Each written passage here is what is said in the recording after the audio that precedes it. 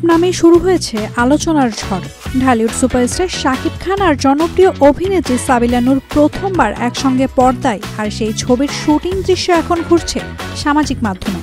রাজশাহীর লোকেশন থেকে ফাঁস হওয়া ভিডিও ভাইরাল হতেই উঠছে গোপনীয়তা রক্ষার প্রশ্ন। রাজশাহীর খোলা লোকেশনে ধারণ করা শুটিংয়ের ভিডিওতে দেখা যাচ্ছে শাকিব খান আর সাবিলা নূরকে। উৎসুক জনতার ভিড়ে শুটিং করতে হচ্ছে পুরো ইউনিটকে, আর সেখান থেকে মোবাইলে ধারণ করা হয়েছে তাণ্ডবের দৃশ্য। ভিডিওটি মুহূর্তে ছড়িয়ে পড়ে ফেসবুকের নানা পেজ ও গ্রুপে, এমনকি একটি নামী সংবাদ মাধ্যমের অফিসিয়াল পেজেও ভিডিওটি প্রকাশ করা হয়। ফলে ছবির প্রোডাকশন টিমের গোপনীয়তা বজায় রাখতে ব্যর্থতার অভিযোগ উঠেছে।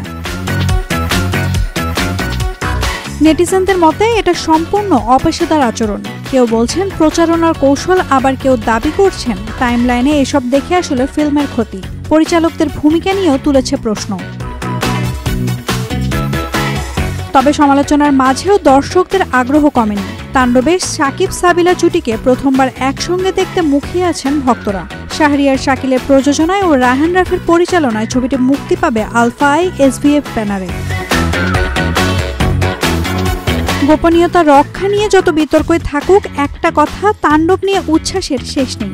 ভাইরাল হওয়া এই দৃশ্য কি শুধুই কাকতালীয়, নাকি সচেতন কোনো প্রচারণা?